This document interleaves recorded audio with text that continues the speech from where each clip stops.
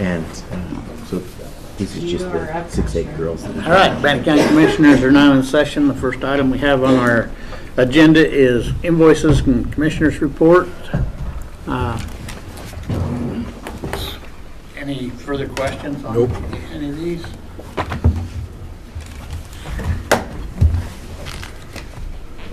And you're good with them, right? I am. Okay, Got my Mr. questions. Chairman, I move that we approve the invoices and Commissioners' report as presented. We have a motion. All in favor say aye. Aye. Aye.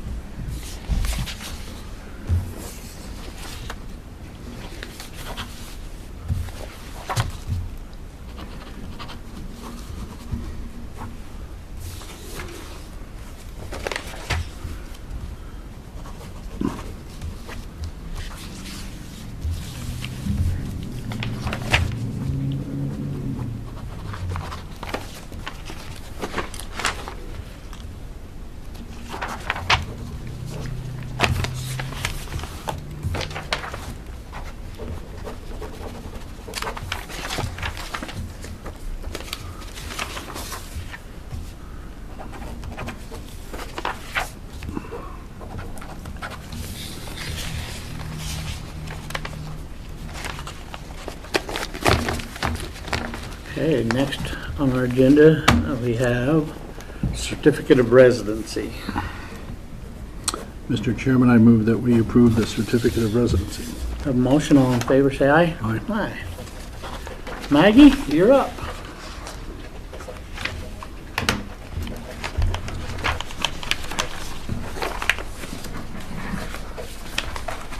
Good morning. Good morning.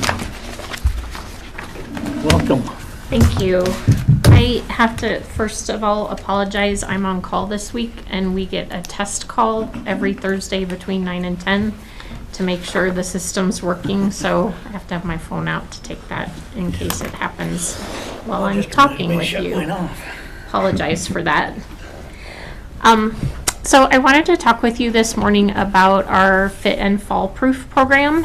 It is a fall prevention program for seniors in our communities. So I'll just provide you a little bit of an overview and talk about what's happening in Bannock County, and then if you have any questions, I'm happy to try and answer those. So falls for seniors, and I'm gonna count anybody over really the age of like 55 in that category, are a significant source of injury. I know. I'm talking about myself too. Significant source of injury and even directly and indirectly death. And I talk about death too because even though people don't often die directly as a result of a fall, oftentimes what we'll see is someone will maybe break a hip and then it just starts a slow decline and ends up contributing to them passing away maybe prematurely. And we also see this sort of kind of vicious cycle where people become afraid of falling, and so they do less physical activity, and then they lose strength, they lose balance, they lose endurance, and it's just sort of this vicious cycle. So knowing that, we know that exercises or physical activity that improve balance, strength, flexibility, and endurance can help reduce the likelihood of falling and also that fear of falling. And so about 21 years ago, the public health districts and the Idaho Department of Health and Welfare worked with some exercise physiologists and physical therapists to develop this program called Fit and Fall Proof. And it's been in place since that time. It is an evidence-based program. There's been a lot of evaluation done around this program about the efficacy and the ability to improve those 4 components among class participants. So I just want to talk a little bit about how that operates. We have a Fit and Fall Proof program coordinator, Michelle Butterfield, and she is trained as a train the trainer. So she recruits volunteers who then lead these exercise classes a couple times a week at various locations. And right now we have them, we have 3 different classes happening at the Pocatello Senior Center. We have one class happening at the Chubbuck LDS Church on Whitaker Road, and then at the Lava Community Center. So those are the classes currently happening in Bannock County. And she will work with any group that wants to start one of these classes. It is a pretty significant commitment because people are teaching these classes multiple times a week, usually twice a week, sometimes 3 times a week. And it's a long-term commitment. You can't just like do it for a couple weeks and then decide you don't want to do it for a while. All of our sites do have multiple volunteers trained to lead the classes, which is great to have that redundancy in case someone does want to go on vacation or someone gets sick. We're able to continue to have the classes because we've got that good pool of volunteers. The classes are designed so that people of all different ability levels can participate. So if someone's mobility is somewhat limited, they can do their exercises sitting in a chair and follow along with the class, or they can do them standing up if they're more mobile. We do a fair amount of resistance training, so we use exercise bands. Maybe you've seen those before. They have different tension levels, and we also provide those to people that they can take home and work on things at home. We have DVDs of multiple classes so that if the weather is bad and people don't want to, drive or get out and walk on icy sidewalks, that kind of thing, they can do the classes at home. Or on days the classes aren't being held, if they want to do it more than that couple times a week, then they can do it along with the DVDs at home. The classes are free of charge, and in addition to the exercise classes, we do a lot of education through these classes. Some of the things we talk about are how people can fall-proof their home. So looking at things like lighting, especially at night. If somebody has to get up and get a drink of water or go to the bathroom or something, they need to have adequate light so that they don't maybe trip over something and fall.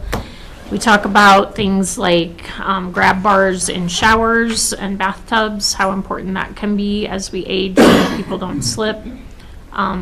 Things like area rugs are a significant tripping hazard. So talking about either getting rid of those or being able to put them in place in a way that it reduces the likelihood that somebody's going to fall. Also just things as simple as like getting up slowly so that you avoid dizziness and then a subsequent fall. Those are things that a lot of people haven't had to think about, but as we age become more important. Another thing that we do is we have a partnership with ISU's pharmacy program, and so we will bring those students to the class probably like once a quarter or a couple times a year, and people can bring in the medications that they're on, and those pharmacy students will walk through the medications that an individual is taking, because sometimes medication can have bad interactions with other medication. And if a person is seeing multiple providers and the providers aren't aware of everything that's been prescribed to that person, sometimes those medications can act in a way that increases the likelihood of like dizziness or lightheadedness and increase the likelihood that they're going to fall. So that's, I think, a really helpful thing. And then what we always encourage them to do if there is some kind of concern identified is to go back to their providers and talk with them about all the medications that they're on so that if they need to make a change, they can do that. What kind of participation are you getting in the classes? We have great participation. So we do cap the number of participants per class just for safety reasons. But we have between like 15 and 20 in most of our classes, depending on the time of year too. Sometimes in the winter participation drops off a little bit, just again because people are a little bit, concerned about getting out and driving in winter weather when it's bad. But yeah, participation is good, and our volunteers are amazing. We couldn't do the program without the volunteers, and some of them have been doing it for a long time. And they do a great job.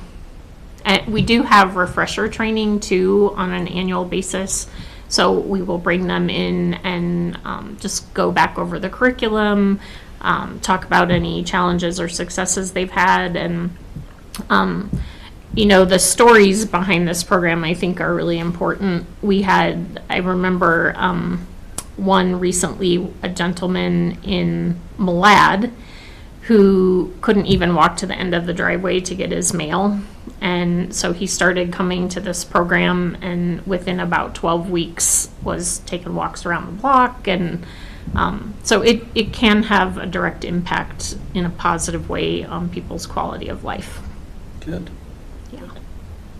So, other questions? I think I've seen this going on at the senior center. They do exercises and stuff in the class. I think I've walked by and seen them do that, so. Yep. Yeah. No, I know this is really important. I mean, I've experienced a couple of pretty heavy falls that I'm still suffering from, one of them. And also have relatives that have experienced the same thing. I had a relative who broke her hip in a fall, and ever since then it's been a problem. So this is certainly something we need to take care of, help out with if we can. Yeah, we think so too. And as more of our population is aging, it's going to be even more important. So again, we're very appreciative of the volunteers and the sites that allow us to come in and hold a class there. I guess in the class you tell these guys about black ice and stuff like that. We do. We talk about lots of environmental, like fall and trip hazards, and winter is definitely one of them. Yep. All those things. All right, thanks. How do you advertise for this, the classes, and get it out there? So the sites advertise and promote it, but we also do a lot through like social media and our website, and we have worked with physicians to have, so that they're aware, so that they can refer patients to the classes, those kinds of things. So in the past, we've also done like some radio and like PRT signage and that kind of thing. So.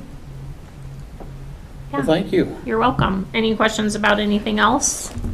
I'll let you know Okay. what's going to happen next week for me. Okay. Yeah, thank you.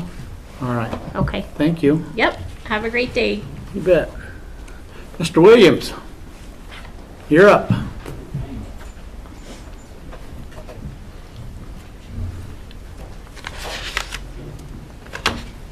Good morning, everyone. I don't know how much background I need to give you, but my wife and I started a subdivision. I need you to introduce yourself first for the record. Jeffrey Williams, Lava Hot Springs. There you go. Previously Australia, as you can probably tell.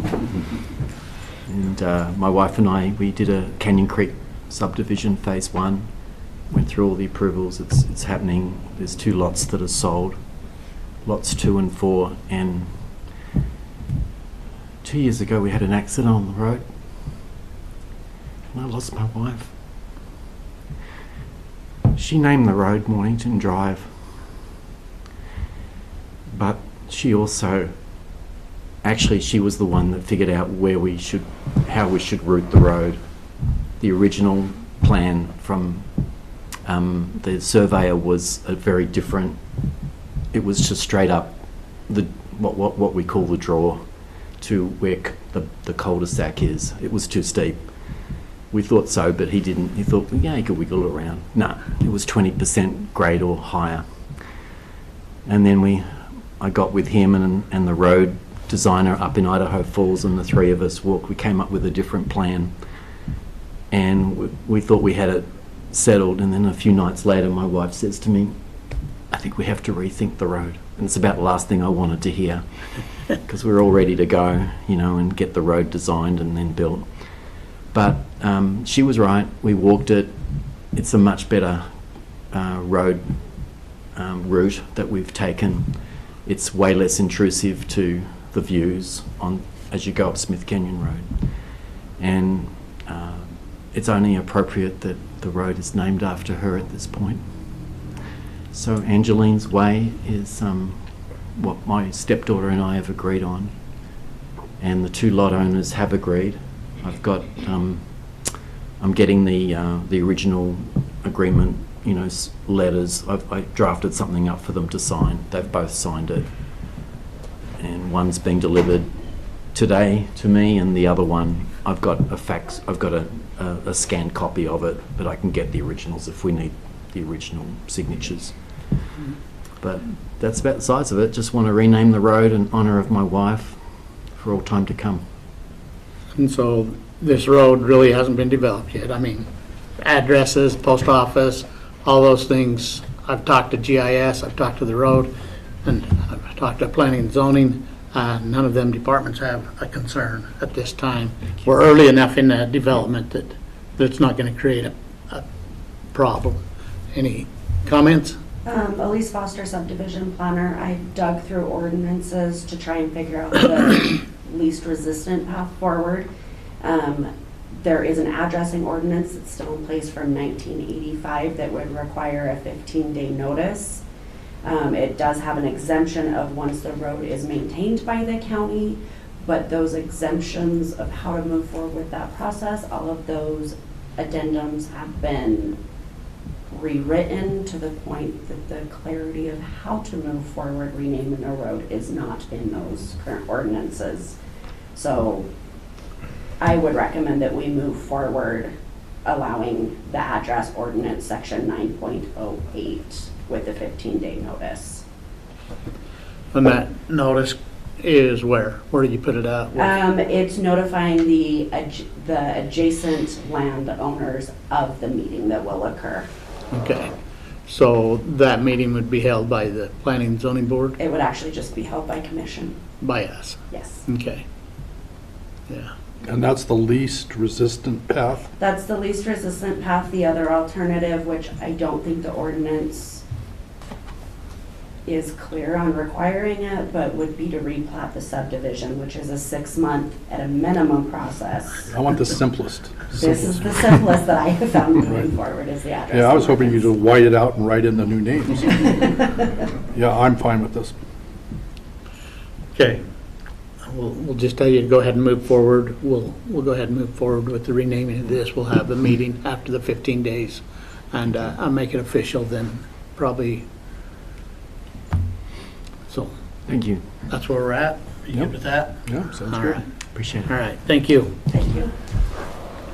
Scott?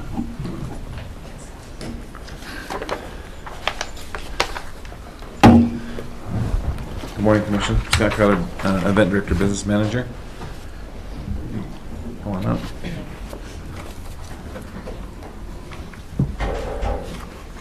Nikki Ennis, Extension Educator.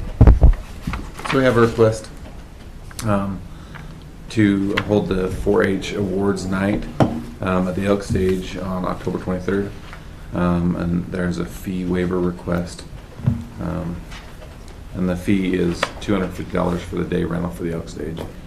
So, So usually you've had this inside, right? We have, You moved it. but we weren't able to schedule it in Building B because it was, it's got that. Spook the Alley? haunted- Yeah, so normally we hold it in October in Building B, but we've been searching for a different place to host it, so been looking at elementary schools and then we were kind of trying to find a spot, so.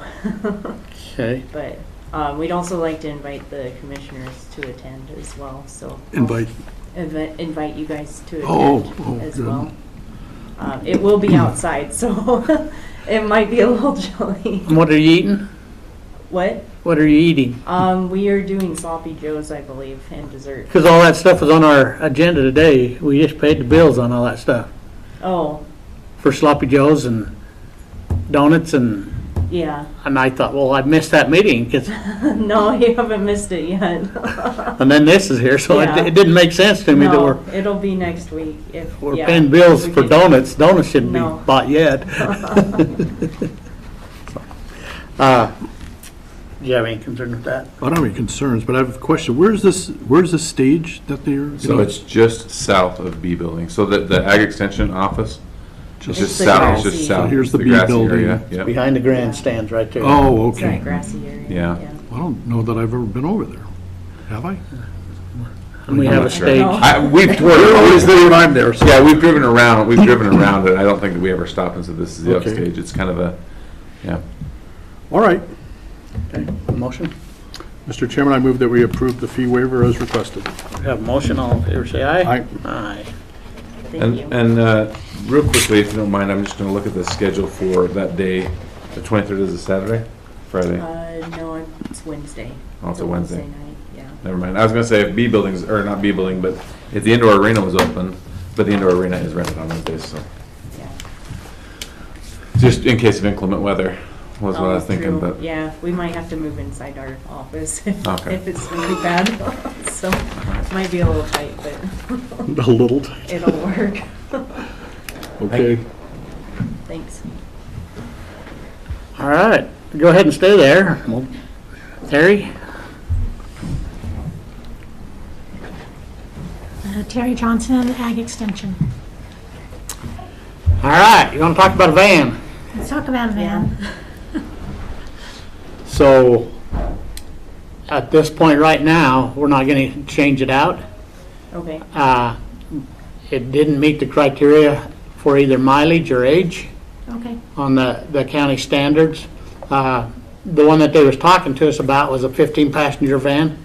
No. That's And when not that what come we before want. us, I says, well, Yeah. I don't want a 15-passenger No, van. yeah, and that's not what we're looking for. We're looking for something similar to what we have. Mm-hmm. The 15-passenger van, I can't even drive under university policy, so we can't have something like that. Yeah. Christy Davenport and Terry had a conversation right after that meeting. Yeah. Says, well, that isn't what we want. So anyway, we've got a new policy for our fleet, and our road and bridge supervisors, our management is over that. And when I talked to them, the van doesn't have enough miles nor age to be replaced at this time. So Okay. it was taken off the list. Okay. Okay, sounds good. Any further conversation? Nope. So that budgeted $30,000 will just not be spent, so don't plan on using that in your bottom Okay, I'll line. just take it off my sheets, so it won't Perfect. even show that it's there. Okay. But, Okay. yeah. All right, That's thanks. where we're at. Thank Okay, you. thank you. And Shanda stepped outside. Ernie, you said low mileage and what else? It was age and mileage. It didn't hit either criteria. So when I talked to Buddy, he says,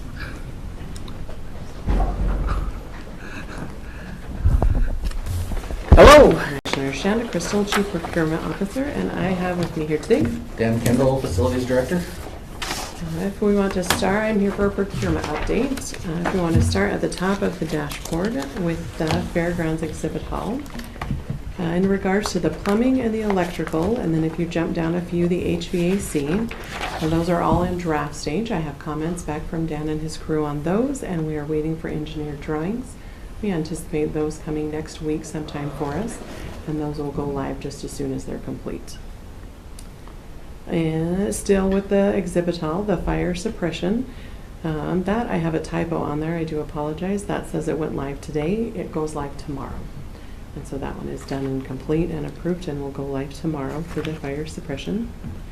And then the ceiling went live earlier this week, and we invited 4 different ceiling companies on that to participate in that bid as well. I love seeing them all there. Get her done. They are rolling quickly. If you drop down to the 2 that we have active right now, we have the YDC Event Center office building. That one, just backing up a little bit since I've done an update, we held a pre-bid meeting on the 9th, and we had 11 general contractors there and several subcontractors there trying to connect their services with general contractors. And so it was a well-attended meeting. Great conversation was had. Some items were pointed out, that we needed clarification on, so we went back to booth architecture for those. Those have been submitted back to the county, and that addendum is to legal for review, but is on track and should be issued tomorrow for that. I was just touching base with Scott. There might be another question that the county adds, just to clarify, but I'll triple check with the team and we'll get that one complete and it'll be issued out tomorrow. But we've had lots of interest, so I'm excited for that one to move forward as well. So on that one, where did we end up with the septic system or sewer? I think we found a place we can tie the sewer in. I'm sorry, what did you say? We found a sewer line in the RV park. There was a clean out about 400 feet away that we think has the correct grade and we'll be able to tie into that. That's the hope. We won't be pressurized. Okay. We're not thinking, we're hoping. Who are you working with down there? Are you working with the city of Downey for any of this stuff, or? This one's up This there. one's up here. Oh, no, okay, I'm still Yeah. on the fairgrounds. Yeah. We included a septic system on the drawing, and that's not what we want. Then we talked about a pressurized, On the fairgrounds? yeah, on the new YDC office. in We're still on the Scottsdale. YDC office? Yeah. Okay. So we think we found an alternative. The question is do we have the correct grade to get to that and that far of a distance? And Brady's been working on that, so I think we got lucky. Okay. Let me jump back to the fairground then. Okay. And so that is all under control as far as sewage and everything else, that water and all those connections need to be taken care of? Yeah, so the city's been meeting with us every time we go there. We have, the potable water is right where the front of the building is. The fire hydrant is directly behind that building, so we can tie into that for the fire suppression. And then the sewer runs down an old alleyway right there, so it's right on site. The only thing that we need to talk about is the power. Rocky Mountain Power wants to put in a new pole and a new transformer, and they want to work with us on that to give us the best deal we can come up with to give us some power for that building. But no issues you're seeing with any of this stuff? Not yet. No, Okay. I think we're going great, and the steel building people have been great to work with that we got the bids from. Do you want to talk about the power? Yeah, let's go ahead and do Okay. it. So Rocky Mountain Power has offered a deal where normally a new pole with a new transformer is $20,000, and they would like to do a deal where they pay for 2/3 of that. If we would agree that we don't pay a power bill lower than $180 for 5 years. And I think if we're using that building, you're not gonna get a power bill less than $180, so I feel like it's a good route to go. They're gonna get us some paperwork on that for you guys to look at, but I think that's a better route than the 20,000. For 5 years? 5 years, $180, so But Yeah, don't we that's a pay better something up route. front? what's that? Don't we pay something up front? Yeah, a third of it. 1/3. Yeah. 1/3, okay. Yeah, they wanna pay 2/3. They just want the guarantee that we're gonna use it, and they get some money back for their investment in putting in that infrastructure. So in doing that, what about the power boxes on that old building and stuff? Do you have any conversation with them about them? No. We have, so the two buildings that we were talking about tearing down, there's actually a panel on one of those buildings. If we were gonna tear it down, we'd have to take that off. But the other stuff is, a lot of that runs all those RV parking spots. Yeah. And we could put in basically a wall to hold those up if we wanna get rid of that building. I think that, well, we'll be down there Tuesday, but I think we need to get rid of, that's the worst building down there. Yeah. I mean, and Yeah. it's just full of mice and Yeah. trash. I mean, The floor has fallen through, and it's not been good for a long time. but in that same line, I'm not sure that we need all those RV electrical outlets that we don't charge anybody for during the fair. That Yeah. people just come and hook up and camp their trailer there, and we don't charge them a dime. We definitely need to take a look at it. We get zero out of it, and we have electrical all the way across our property. Yeah. So we can talk about all that on Tuesday too. Okay. And then just as soon as he gets something back from Rocky Mountain, that'll come back before the board for Okay. decision. They've been very helpful and very supportive of your project. They really want to help out. Who are you dealing with?